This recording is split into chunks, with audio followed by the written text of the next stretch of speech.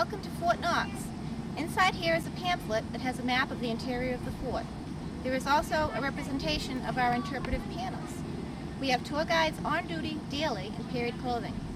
While you're here, make sure you visit the visitor center and the gift shop. Enjoy your visit.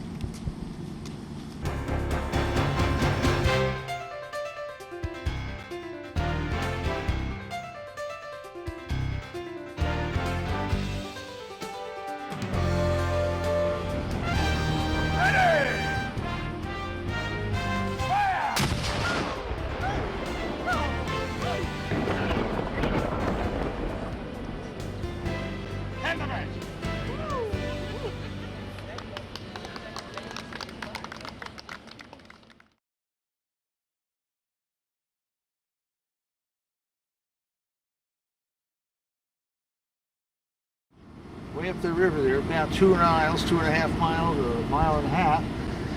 You go around that point into the town of Frankfort, and this is where all the granite was quarried. It was brought down from there, unloaded on the wharf here, taken up this incline by cart and oxen up to the upper level where it was cut to shape for whatever purpose that the stone crafter wanted to use the stone for.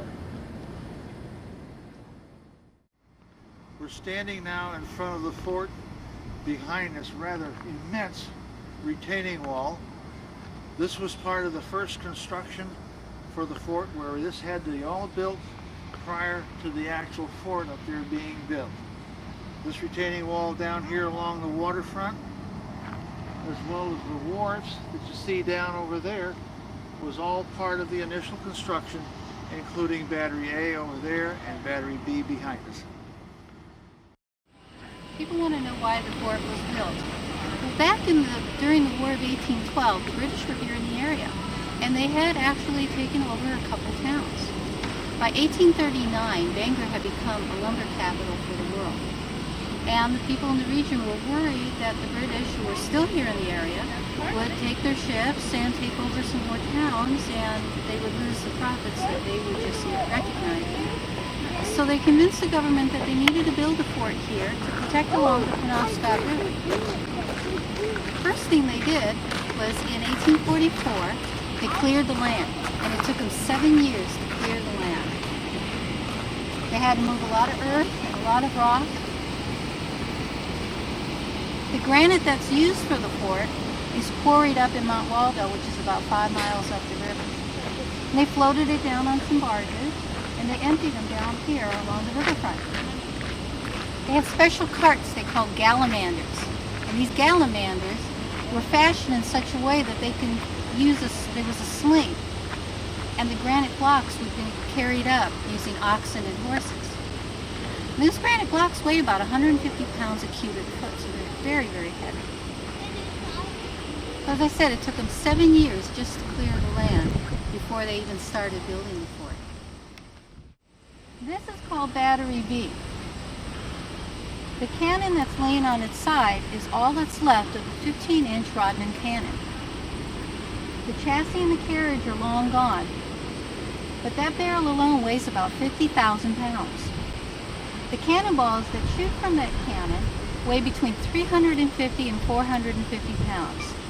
And with the right amount of gunpowder, they were able to blast the cannonball over 5,000 yards. The granite blocks with the rings around them are placements for other cannons. There are enough placements for 130 cannons, although there were never more than 70 that were here. Of the 70 that were here, some of them were melted down for World War II, and some of them went to the neighboring towns for memorials. The fort would have been protected using 15-inch Rodman cannons, 10-inch Rodman cannons, and 24-pound flank defense howitzers. If you're in the visitor center, you get a chance to see a model of a 24-pound flank defense howitzer. The fort was manned twice, once during the Civil War and once during the Spanish-American War, but it never saw any battle. So it is one of the most intact forts that you get a chance to walk around in. The fort was named Fort Narrows, and then in 1849 they changed the name to Fort Knox. You can look out over the wall here and you can get a good idea as to how high up we are. If there were enemy ships in the area. And had they gotten past any of the cannon fire, the first thing that they would have met with would have been infantry fire from these openings here. These openings are called loopholes.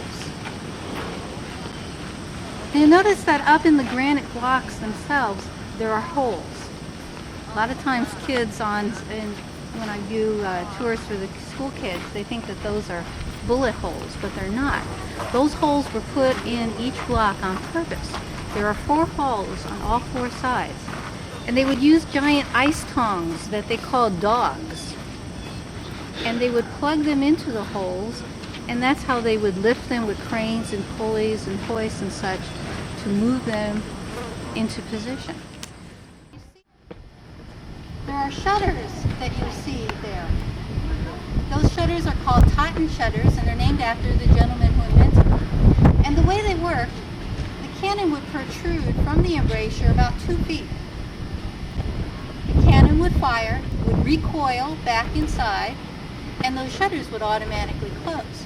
And that protect the gunner, and they wouldn't be able to fire back.